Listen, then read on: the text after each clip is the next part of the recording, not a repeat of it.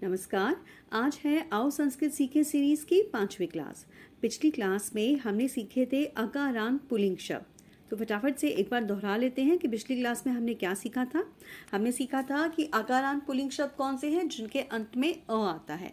ठीक है, जैसे बालकः, बालकः अर्थात लड़का, गजः हाथी, मूषकः चूहा, वानरः बंदर। यदि हम इन शब्दों को तोड़ेंगे तो हमारे पास अंत में अ आएगा, इसीलिए इन्हें हम अकारांत पुल्लिंग शब्द कह रहे हैं। और हमने ये भी सीखा था कि यदि एक लड़का हो तो क्या बोलेंगे, बालकः, दो लड़के बालकौ और दो से ज्यादा लड़के बालकाः।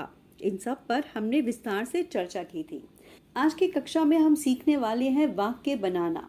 यदि आपको बोलना हो कि बालक पढ़ता है, हाथी चलता है, घोड़ा दौड़ता है, तो आप इन वाक्यों की संस्कृत कैसे बनाएंगे। देखिए, सबसे पहले नीचे आपको ये 3 शब्द दिए गए हैं, ती, तह और अंति।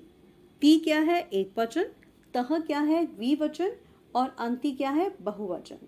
अब ती तह अंति के साथ हम जो भी धातु जोड़ेंगे वही क्रिया बन जाएगी। जैसे पठ धातु का अर्थ है पढ़ना, अब पच को ती के साथ जोड़ा तो क्या बन गया, पठती। तह के साथ जोड़ा पठतः और अंति के साथ जोड़ा पठन्ति। ती तह अंति पठति पठतः पठन्ति। तो यदि हमें बोलना हो कि एक लड़का पढ़ता है या एक लड़का पढ़ रहा है तो हम क्या लिखेंगे, हम लिखेंगे बालकः पठति। बालकः एक वचन तो उसके साथ क्रिया भी एक वचन ही आएगी। यदि हमें बोलना हो कि बालक हंस रहा है तो हम क्या लिखेंगे, बालकः हसति। बालक चल रहा है, बालकः चलति। इसी तरह से यदि हम दो बच्चों की, दो लड़कों की बात करें, दो लड़के पढ़ रहे हैं तो हम क्या बोलेंगे, बालकौ पठतः, बालकौ हसतः, बालकौ चलतः। और यदि हम बहुवचन की बात करें तो हम लिखेंगे बालकाः पठन्ति, बालकाः हसन्ति, बालकाः चलन्ति। आपको केवल इस बात का ध्यान रखना है कि जिस वचन में कर्ता होगा उसी वचन में क्रिया होगी। एक वचन के साथ एक वचन, द्विवचन के साथ द्विवचन और बहुवचन के साथ बहुवचन। ठीक है, तो अब इस बात को हम कुछ रिक्त स्थानों के माध्यम से समझते हैं। पहले देखिए, गजः, गजः के साथ ब्रैकेट्स में आपको 3 शब्द दिए हुए हैं, चलति, चलतः और चलन्ति। तो गजः के साथ कौन सा शब्द आना चाहिए। सबसे पहले आप देखेंगे कि गजः का वचन कौन सा है। गजः का वचन है एक वचन, गजः गजौ गजाः। तो गजः के साथ एक वचन वाली क्रिया ती तह अंति, यहाँ पर क्या आएगा, ती यानी कि चलती, गजः चलती। इसी तरह से दूसरा उदाहरण अश्वौ, अश्वौ के साथ क्या आएगा, धावती, धावतः या धावन्ति। अश्वौ का वचन कौन सा है, द्विवचन, अश्वः अश्वौ अश्वाः। तो द्विवचन के साथ द्विवचन की क्रिया धावतः, अश्वौ धावतः यानी कि दो घोड़े दौड़ते हैं। नराः, नराः यानी कि आदमी, कितने आदमियों की बात हो रही है, नरः नरौ नराः, आ की मात्रा भी लगी हुई है ना विसर्ग से पहले, तो ये बहुवचन है। तो इसके साथ क्या आएगा, हसति, हसतः या हसन्ति। नरः के साथ आएगा हसन्ति क्योंकि नरः भी बहुवचन और हसन्ति भी बहुवचन। ठीक है, तो अब हम कुछ और प्रश्न देखते हैं। ये देखिए, इस प्रश्न में क्या लिखा है, मंजूषातः पदम चित्वा रिक्त स्थानानि पूरयत। रिक्त स्थान भरो, कैसे भरो, मंजूषा से पद चुनकर। मंजूषा यानी कि क्या, ये जो आपको बॉक्स दिया गया है इसको हम बोलते हैं मंजूषा। तो मंजूषा के शब्द कौन कौन से हैं, नृत्यन्ति, गर्जतः, धावती, चलतः, फलन्ति और खादति। तो मयूराः के साथ क्या आएगा, पहले तो मयूराः शब्द का अर्थ क्या है, तो मयूराः का अर्थ है मोर। कितने मोरों की बात हो रही है यहाँ पर, एक, दो या दो से ज्यादा।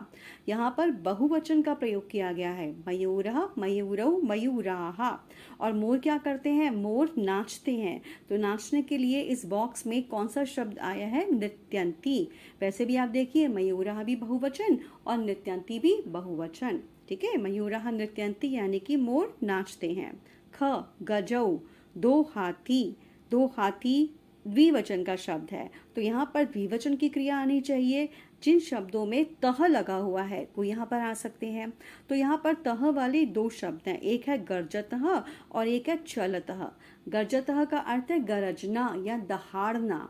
तो हाथी नहीं दहाड़ता, हाथी क्या कर रहा है, हाथी चल रहा है, गजौ चलतः। ग वृक्षाः पेड़। पेड़ क्या करते हैं? पेड़ फल देते हैं। और यहाँ पर फल देने के लिए कौन सा शब्द आया है? फलंती। देखो वृक्षः भी बहुवचन, वृक्षः वृक्षौ वृक्षाः, और फलंती भी बहुवचन, फलति फलतः फलंती। वृक्षाः फलंती यानी कि सभी पेड़ हमें फल देते हैं। अगला सिंघौ। सिंघौ में द्विवचन लगा हुआ है, दो शेर, तो यानी कि क्रिया भी द्विवचन की आएगी। क्या आएगा यहाँ पे? दो शेर क्या करते हैं? गर्जतः दहाड़ते हैं। फिर वानरः बंदर।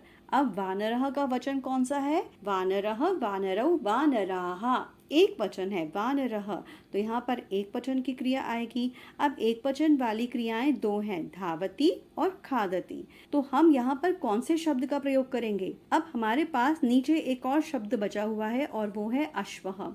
अश्वः यानी कि क्या? घोड़ा। और अश्वः भी एक वचन में है, तो घोड़ा क्या कर रहा है यहाँ पे? घोड़े के साथ धावती आएगा और वानरः के साथ क्या आएगा? खादती। तो वाक्य बनाते समय आपको ये ध्यान रखना है कि कर्ता का जो भी वचन होगा, क्रिया का वही वचन होगा। जिस भी धातु के साथ आप ती तह अंति लगाते जाएंगे, उसी धातु की क्रिया बनती जाएगी।